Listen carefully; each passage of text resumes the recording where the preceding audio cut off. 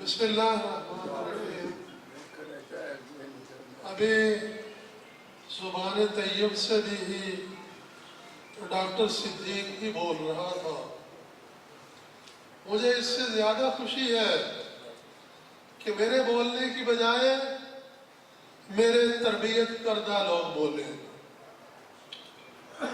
میرے پیاروں، سب سے پہلے تو میں رب کریم کا بے حد و نہایت شکر گزار ہوں کہ اس نے ہمیں یہ قرآن میلہ منعقد کرنے کی ہمت و توفیق عطا کی۔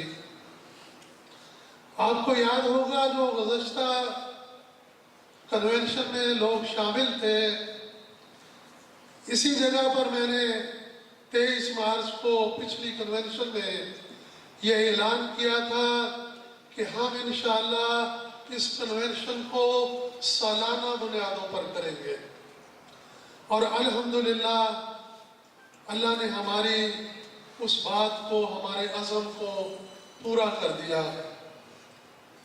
میں اپنے ان تمام قرآنی ساتھیوں کو دل کی اتھاہ گہرائیوں سے ہدیہ تبریک پیش کرتا ہوں، جنہوں نے اس اعلان کو عملی جامہ پہنانے کے لیے اپنا دن رات ایک کر دیا۔ ان میں شیخ عقیل حیدر صاحب پیش ہیں، اور ان کی ساری وہ ٹیم جنہوں نے اپنی کوشش و کاوشوں سے ہمیں یہ ماحول فراہم کیا۔ اب آتے ہیں موضوع کی طرف۔ تو میرے پیارے ساتھیوں، میرا موضوع ایک ہی ہوتا ہے، اور وہ موضوع کیا ہے کہ کتاب اللہ کا جتنا مجھے نالج ہے، جس قدر میں اس کو سمجھ سکا ہوں، میں اس نتیجے پر پہنچا ہوں کہ رب کریم انقلاب سے کم پر راضی نہیں ہوتا۔ رب کریم انقلاب سے کم پر راضی نہیں ہوتا۔ اس لیے میں نے یہ شعر میں کہا ہے کہ قرآنی انقلاب ہماری زندگی کا نصب العین ہے۔ قرآنی انقلاب ہماری زندگی کا نصب العین ہے۔ صدیق یہی اسوہ سالار بدر و حنین ہے۔ تو میرے عزیز ساتھیوں، ہمارا موضوع ہے قرآنی انقلاب۔ لہذا میں اپنے تمام ساتھیوں سے، خواتین و حضرات سے، اور میں انتہائی خوشی سے یہ اعلان کر رہا ہوں کہ اس کنونشن کے اندر الحمدللہ ڈاکٹر صدیق اپنی فیملی سے تنہا نہیں ہے۔ میری رفیقہ حیات بھی یہاں موجود ہے، میرے 3 بیٹے بھی یہاں موجود ہیں، میری بہو بھی موجود ہے، میری بیٹی بھی موجود ہے۔ الحمدللہ میرے سارے فیملی کے افراد جو ہیں وہ بہترین قرآن کا درس دے سکتے ہیں، سمجھا سکتے ہیں، بحث مباحثے نہیں، قرآن کو پیش کرتے ہیں، کنوینس کرتے ہیں۔ اور یہ میرا سب سے چھوٹا صاحبزادہ جس کو آپ نے چند منٹوں کے لیے سنا، میں نے اسے خاص طور پر اس لیے یہاں آپ کے سامنے حاضر کیا تاکہ پتہ چلے کہ قرآنی گھرانوں میں ایسے شعر بھی پلتے ہیں، اور وہ شعر جو ہیں انہی کے بارے میں اقبال نے کہا تھا کہ نکل کے صحرا سے جس پہ روما کی سلطنت کو الٹ دیا تھا، سنا ہے یہ تلسیوں سے میں نے وہ شعر پھر ہوشیار ہوتا۔ تو میرے ساتھیوں، ہم محض باتیں ہی نہیں کر رہے، ہم شعروں کو تیار کر رہے ہیں، اور آپ دیکھ رہے ہیں الحمدللہ وہ شعر اب میدان میں دھاڑنے بھی لگے ہیں، اور وہ انقلاب آتے رہے گا۔ میں اپنے تمام تر ساتھیوں سے یہ گزارش کروں گا کہ جتنے بحث مباحثے ہیں، جتنے مناظرے ہیں، وہ میڈیا پر ہوں، فیس بک پر یا فیس ٹو فیس ہوں، گزارش کروں گا کہ سب کو چھوڑ دیں، کوئی نتیجہ برآمد نہیں ہوگا۔ اگر آپ واقعی چاہتے ہیں کہ قرآن کا قانون لاگو ہو، آج کے دن کی نسبت سے پچھلی بار بھی اسی تاریخ کو کنونشن منعقد کی گئی تھی، اس کی مناسبت سے ہم سب جانتے ہیں کہ 23 مارچ 1940 کو قرارداد پاکستان منظور کی گئی تھی کہ ہم نے ایک الگ خطہ اس لیے حاصل کرنا ہے جہاں پر قرآن کے قوانین کو لاگو کیا جائے۔ اور قائد اعظم رحمۃ اللہ علیہ نے فرمایا، ایک بار نہیں بار بار فرمایا کہ ہم نے یہ خطہ صرف ایک زمین کا ٹکڑا نہیں لیا، بلکہ ہم نے یہ وطن اس لیے حاصل کیا ہے کہ ہم اس کے اندر اسلامی اصولوں کی تجربہ گاہ بنانا چاہتے ہیں، ہم اس میں اسلامی اصولوں کو آزمانا چاہتے ہیں۔ تو اس کا مطلب یہ تھا کہ قرآن نے جو اصول دیے ہیں ہم ان کو اس لیبارٹری کے اندر اپلائی کر کے ان کے نتائج دنیا کو دکھائیں گے کہ دیکھو ہماری کتاب یہ کہتی ہے، ہم نے اس کا پریکٹیکل کیا ہے تو اس کا نتیجہ 100% وہی نکلا ہے جو کتاب کے اندر لکھا ہے۔ میرے عزیز ساتھیوں، یہ دوسری ریاست تھی دنیا میں جو قرآن کے نام پر بنی تھی۔ پہلی ریاست، پہلی مملکت سیدنا محمد رسول اللہ سلام علیہ نے مدینہ کے اندر بنائی تھی، جس کا رقبہ حضور کی حیات مبارک پہ 10 لاکھ مربع میل یعنی کلومیٹرز میں 16 لاکھ مربع میل سے زیادہ، پاکستان کے رقبے سے بھی ڈبل۔ اور اس کا مطلب محض یہ نہیں تھا کہ ایک سرحد قائم کر لی گئی ہے، اس کا مطلب یہ تھا کہ اتنے رقبے کے اندر جتنے انسان ہیں ان کے اندر کوئی بھوکا نہیں ہے، ان کے اندر کوئی بے لباس نہیں ہے، ان کے اندر کوئی بغیر چھت کے نہیں ہے، ان کے اندر کوئی بغیر علاج کے نہیں مرتا، ان کے اندر کوئی جاہل ان پڑھ نہیں ہے، 100% لوگ وہ پڑھے ہوئے تھے۔ قرآن ان کا سلیبس تھا۔ اللہ نے ہمیں جو سلیبس دیا وہ قرآن کریم ہے، جس کو عملی طور پر یہ امت چھوڑی ہوئی ہے، اور اسی کے خلاف آخری رسول نبی سیدنا محمد رسول اللہ صلی اللہ علیہ وسلم کی شکایت ہوگی اللہ کے حضور، وقال الرسول یا ربی ان قوم اتخذوا هذا القرآن مہجورا۔ مت کوئی اس خوش فہمی میں رہے کہ کسی کی سفارش سے وہ جنت میں چلا جائے گا۔ جنت ایسا مقام نہیں ہے جو سفارشوں سے دیا جائے۔ اگر سفارشی بھرتی کر لی گئی جنت میں تو کیا وہ سفارشی لوگ جنت کو جنت رہنے دیں گے؟ نہیں رہنے دیں گے۔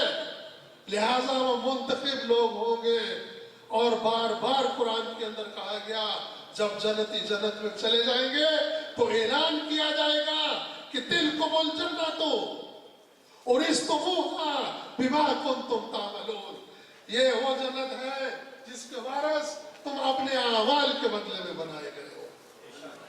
میرے ساتھیوں، میری گزارش ہے کہ ہر طرح کی فضول سرگرمیوں کو چھوڑ کر اپنی بھی، اپنے اہل خانہ کی بھی، اپنے احباب کی بھی قرآنی انقلاب کے لیے ذہن سازی کی جائے۔ خاص طور پر وہ اساتذہ اکرام جو قرآن سکھاتے ہیں، جو قرآن کا درس دیتے ہیں، لیکچر دیتے ہیں، ان سے میری ریکویسٹ ہے کہ اپنے اپنے حلقہ احباب کے اندر، میں نہیں کہوں گا کہ وہ ایک دوسرے کے خلاف ہے، اپنے اپنے حلقہ احباب کے اندر وہ اپنے ساتھیوں کی ذہن سازی کریں۔ قرآنی انقلاب کے لیے پاکستان اسی لیے حاصل کیا گیا، اور جب تک قرآن نافذ نہیں ہوتا ہماری ساری باتیں، ساری گفتگو، ہماری تقریریں، سارا کچھ بے معنی رہے گا۔ تو عزیزان گرامی، ہمیں اپنی زندگی کو قیمتی بنانا ہے۔ زندگی بہت قیمتی ہے، اور وہ قیمتی اسی صورت بن سکتی ہے کہ اللہ نے جو طریقہ زندگی گزارنے کا قرآن کی شکل میں عطا کیا اس کے مطابق گزارے، اور وہ بغیر قرآنی معاشرہ بنائے نہیں ہو سکتا۔ قرآن کے کچھ احکام تو ایسے ہیں جن کو ہم انفرادی طور پر اوبے کر سکتے ہیں، لیکن موسٹلی احکام ایسے ہیں جن کے لیے قرآنی انقلاب لانا ہوگا، قرآنی معاشرہ بنانا ہوگا۔ یہی وجہ تھی کہ تمام انبیاء کو ہجرت کرنا پڑی۔ وہ ماحول جہاں انبیاء بھیجے جاتے تھے، اگر وہ ماحول کارگر نہیں ہوتا تھا تو وہ اس ماحول کو، اس علاقے کو، اس خطے کو، اپنے گھر بار کو، اپنے شہر ملک کو چھوڑ کر دوسری جگہ چلے جاتے تھے۔ تمام انبیاء نے ہجرت کی۔ قرآن کریم نے مثالیں دی ہیں۔ سیدنا ابراہیم نے ہجرت کی، سیدنا یوسف نے ہجرت کی، سیدنا موسیٰ نے ہجرت کی، سیدنا محمد رسول اللہ نے ہجرت کی۔ تو ہم نے بھی ہجرت کی۔ 1947 میں ہمارے بزرگوں نے بھی ہجرت کی، لیکن انبیاء کی ہجرت ثمر بار ہوتی تھی، اور ہماری ہجرت آج تک بے ثمر ہے۔ اس کی وجہ کیا ہے کہ پاکستان کو قیام میں آتے ہی لٹیروں وڈھیروں نے ہائی جیک کر لیا، اور اس میں قرآن کا قانون لاگو نہ ہو سکا۔ ہمیں وہ کرنا ہے انشاءاللہ۔ میرے ساتھیوں، میں نے چاند ایک پوائنٹ بیان کرنے ہیں، زیادہ لمبی گفتگو نہیں میں نے کرنی۔ اس میں سے ایک پوائنٹ میرا یہ ہے، قرآن کریم کی سورہ نحل 125 آیت میں فرمایا گیا ہے، ادعو الی سبیل ربک بالحکمۃ والموعظۃ الحسنۃ وجادلھم باللتی ہی احسن، کہ اگر ہمیں کسی کے ساتھ کوئی بحث تمہیز کرنا پڑتی ہے، دیکھیے بحث دو طرح کی ہوتی ہے۔ ایک بحث برائے علم ہوتی ہے، سمجھانے کے لیے، کچھ سیکھنے کے لیے۔ ایک بحث برائے بحث ہوتی ہے، وہ لڑائی کا باعث ہوتی ہے، اس کا نتیجہ سوائے فساد کا کوئی نہیں نکلتا۔ اگر ہمیں بحث کرنی پڑتی ہے سمجھانے کے لیے تو ہمیں حکمت کے ساتھ قرآن نے کہا ہے۔ ہم نے کسی پر علمی روب نہیں جھاڑنا، اس کی تحقیر نہیں کرنی، اس کی ذہنی سطح پر آ کر اس کے مطابق اس کی نفسیات کو سمجھتے ہوئے بات کرنی ہے تاکہ وہ سمجھ سکے۔ مقصد قرآن سمجھانا ہے، سکھانا ہے۔ ہمارا مقصد کسی پر کوئی روب جھاڑنا نہیں ہے۔ لہذا ساتھیوں سے گزارش ہے کہ اس چیز کا اہتمام کیا جائے۔ دوسرا پوائنٹ میرا یہ ہے کہ قرآنی انقلاب جو ہے وہ اللہ تعالیٰ کو اس قدر عزیز ہے کہ اللہ نے نبی سے کہا ہے، یا ایھا النبی جاہد الکفار والمنافقین۔ نبی کو میدان میں اتارا ہے، اور جب انسان میدان میں اترتا ہے جان ہتھیلی پہ رکھ کر تو اس کی جان جا بھی سکتی ہے۔ تو اس کا مطلب ہے کہ اللہ اپنے قرآن کا نفاذ چاہتا ہے، اس میں نبی کی جان بھی جاتی ہے تو جائے۔ نبی بھیجا اس لیے جاتا ہے، کہا هو الذی ارسل رسولہ بالہدی ودین الحق لیظہرہ علی الدین کلہ۔ ہم نے رسول کو دین حق کو ہدایت دے کر بھیجا اس لیے کہ وہ اس دین کو تمام دینوں پر غالب کر دے۔ میرے ساتھیوں، کریم نے سورہ مدثر اس کی آیات 40 سے 45 چھوٹی چھوٹی آیتیں ہیں، میں آپ کے سامنے رکھتا ہوں۔ فی جنات یتساءلون، جنت والے جو ہیں وہ پوچھیں گے عن المجرمین، مجرموں سے، ما سلککم فی سقر، تمہیں کیا چیز جہنم میں لے کے آئی؟ قالوا لم نک من المصلین، وہ کہیں گے ہم صلاۃ کرنے والے نہیں تھے۔ سب احباب جانتے ہیں صلاۃ کیا ہے، یہاں مقام تشریح نہیں ہے۔ میرے ساتھیوں، وہ کہیں گے کہ ہم صلاۃ کرنے والے نہیں تھے، وَلَمْ نَطْعِمُ الْمِسْكِينَ، اور مسکینوں کے کھانے کا بندوبست نہیں کرتے۔ اور اگلی چیز جو کہی، وَكُنَّ نَخُوضُ مَعَ الْخَائِضِينَ، ہم بحثیں کرنے والوں کے ساتھ مل کر بحثیں کیا کرتے۔ یہ وہ بحث ہوتی ہے جو کسی چیز کو ڈینائی کرنے کے لیے کی جاتی ہے۔ وَكُنَّ نَخُوضُ، ہم ڈینائی کیا کرتے تھے، جو قرآنی احکام کا، نظام کا انکار کرتے تھے نا، ہم بھی ان کے ساتھ بحث کرتے، اور یہ عملی انکار ہے۔ جب عمل نہیں کیا جائے گا، محض باتیں ہوں گی، لما تقولون ما لا تفعلون۔ تو جب سے یہ آیت میرے سامنے آئی، کئی سال ہوئے، میں نے بحث مباحث چھوڑ دی، میں نے اور بحث کرتا تھا۔ اب کوئی کہے بھی میں نہیں کرتا، میں کہتا ہوں سمجھ لو کہ مجھے کچھ نہیں پتا، کہتا یہ بتاؤ آپ اس پر بات کریں گے، آپ حیات مسیح پہ بات کریں گے؟ میں نے کہا میں بالکل نہیں کروں گا۔ کیا نکالنا ہے اس سے؟ میں بات کروں گا قرآن انقلاب پر، جس سے انسانیت کو ظالموں سے نجات ملے گی، جس سے ظالموں کی جڑ کٹے گی، میں اس پہ بات کروں گا۔ تو میرے ساتھیوں، انقلاب کا راستہ میں نے قرآن سے سیکھا ہے کہ میدان بدر میں سے ہو کے گزرتا ہے۔ انقلاب کا راستہ میدان بدر میں سے ہو کے گزرتا ہے۔ سورہ انفال میں جنگ بدر کا پوری تفصیل کے ساتھ ذکر ہے، میں 2 آیتیں کوٹ کروں گا، 7 اور 8۔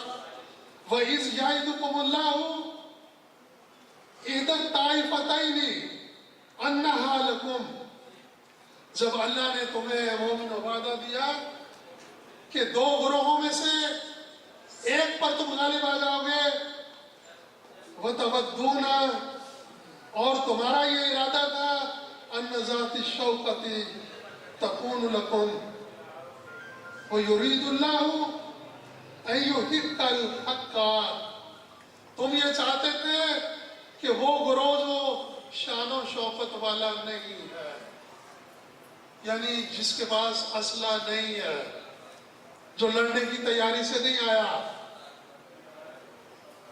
وہ تمہارے ہاتھ لگ جائے۔ لیکن اللہ چاہتا تھا کہ نہیں، یرید اللہ ان یحق الحق بکلماتہ، اللہ چاہتا تھا کہ اپنے قانون کے ذریعے سے حق کو حق ثابت کر دے، ٹکراؤ ہو اور حق حق ثابت ہو جائے۔ حق و باطل کی بارکہ آرائی جو ہے وہ ہوگی جب بھی حق سامنے آتا ہے تو باطل اس سے ٹکراتا ہے، اور باطل ٹکرا کر پاش پاش ہو جاتا ہے۔ میرے ساتھیوں، جب بھی حق و باطل میں مارکہ آرائی ہو، جب بھی حق و باطل میں مارکہ آرائی ہو، تو ڈٹ جاؤ بدر و حنین کے سالار کی طرح۔ رہبرو رہنما، مصطفیٰ مصطفیٰ، رہبرو رہنما۔ مجھے لگتا ہے کہ میرے ساتھی رات کو زیادہ جاگتے رہے ہیں، میں بھی جاگتا رہا ہوں۔ رہبرو رہنما، مصطفیٰ مصطفیٰ، رہبرو رہنما۔ مصطفیٰ مصطفیٰ۔ मेरे साथ नारा लगाए जरा, पाकिस्तान का मतलब क्या? ला इलाहा इल्लल्लाह कहने में कोई गुनाह तो नहीं ना? पाकिस्तान का मतलब क्या? पाकिस्तान का मतलब क्या? डॉक्टर साहब राय मेहरबानी सियासी जलसा ना इसको समझे, थोड़ा सा वक्त को मुख्तसर करें अपनी तकरीर को। बहुत शुक्रिया। वयक्ता दाबिरुल काफिरीन, और अल्लाह चाहता था कि काफिरों की जड़ काट के रख दे। लियुहिक्कल हक्का व युब्तिलुल बातिला वलौ करिहल मुजरिमून। अल्लाह हक को हक साबित कर दे, बातिल को बातिल साबित कर दे। और किस तरह किया गया? हक और बातिल के बामी टकराव से। उस टकराव में हक गालिब आया और दुनिया पर वाज़ेह हो गया कि मोहम्मद अलैहिस्सलाम 15 सालों से जिस निजाम की तबलीग कर रहे थे, वो निजाम साबित हो गया अमल से कि सच्चा है। फिर कुरान कहता है कि ग्रोह दर ग्रोह फौजों की फौजें दीन में दाखिल हो रही थी। इज़ा जाअ नसरुल्लाह। मेरे साथियों, कहा खाम मुजरिमों को कितना ही नागवार गुजरे, और वो कौन से मुजरिम हैं जिनकी जड़ काटी जाती है? इंसानी हुकूक ना देने वाले मुजरिम, हक को नाफिज ना करने वाले मुजरिम। और कुरान ने कहा है सूरह माइदा के अंदर, मल्लम यहकुम बिमा अंज़लल्लाह फउलाइका हुमुल काफिरून। जो कुरान के मुताबिक निजाम हुकूमत नहीं अपनाते वही तो काफिर है। मल्लम यहकुम बिमा अंज़लल्लाह फउलाइका हुमुल ज़ालिमून, वही तो जालिम है। मल्लम यहकुम बिमा अंज़लल्लाह हुमुल फासिकून, वही तो फासिक है, बद किरदार है। और आज बद किरदार लोग पाकिस्तान पर मुसल्लत है। मेरे साथियों, पाकिस्तान हमने बनाया, कुरान वालों ने बनाया। कुरान वालों के अलावा पाकिस्तान कोई बना ही नहीं सकता था। जिसने पहली ईंट रखी थी पाकिस्तान का इमाम अव्वल सैयद आजम सर सैयद अहमद खान रहमतुल्लाह अलैह, कुरानी शख्सियत थी। और जिसने खुतबा इलाहाबाद में और अपने सारे कलाम में आजादी का तस्वर दिया, अलग रियासत का तस्वर दिया, जिसने तस्वर पाकिस्तान पेश किया, कुरान का मुबल्लिग हजरत अल्लामा इकबाल, कौन नहीं जानता, कुरानी शख्सियत थी। और जिसने उस ख्वाब को अमली शक्ल दी, कौन नहीं जानता कि कायदे आजम मोहम्मद अली जिन्ना रहमतुल्लाह अलैह कुरानी शख्सियत थी। कुरान वालों ने पाकिस्तान बनाया, कुरान वाले इसको बचा सकते हैं और कुरान वाले ही इसको चला सकते हैं।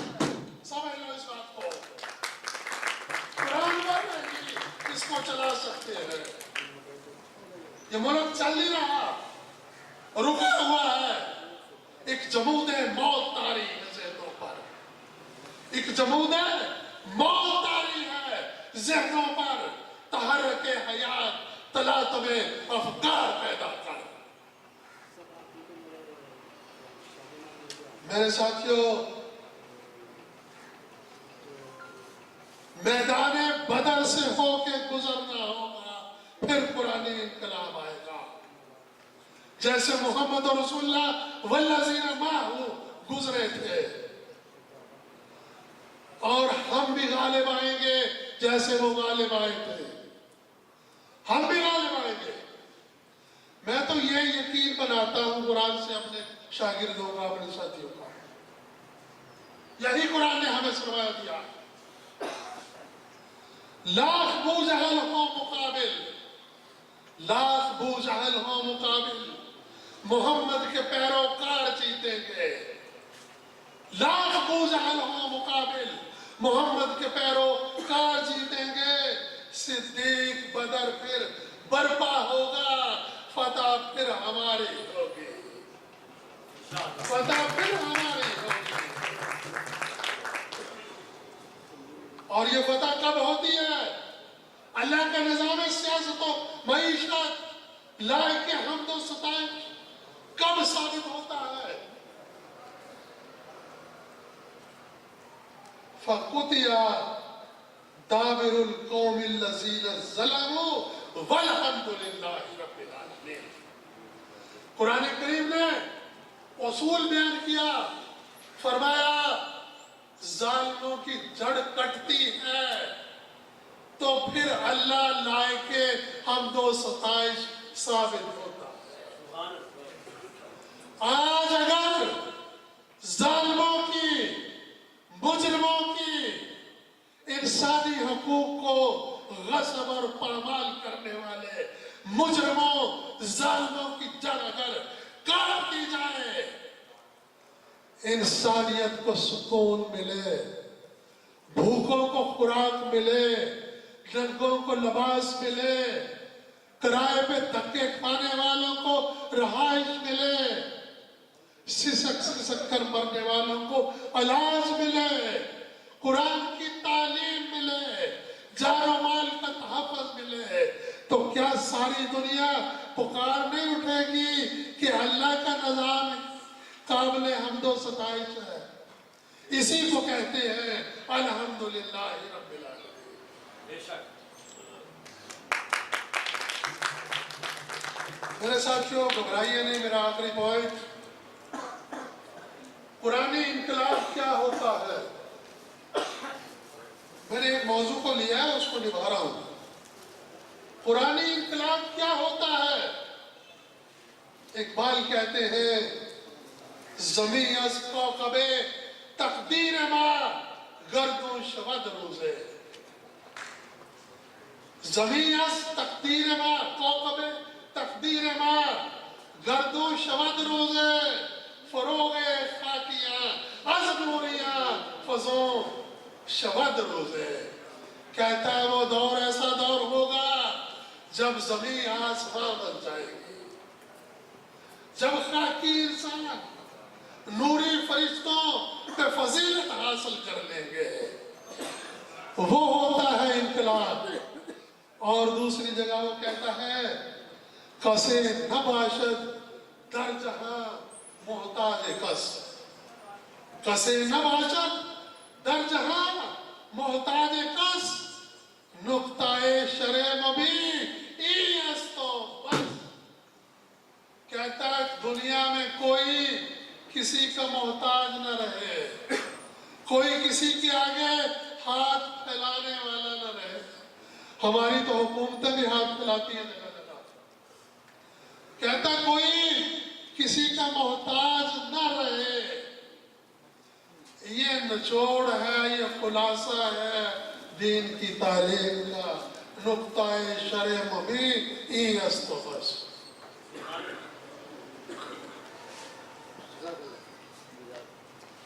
मेरे साथियों, इकबाल का ये शेर जो है, कसे न बाशद दर जहां मोहताज कस, नुक्ताए शरे मबी ई अस्तो बस।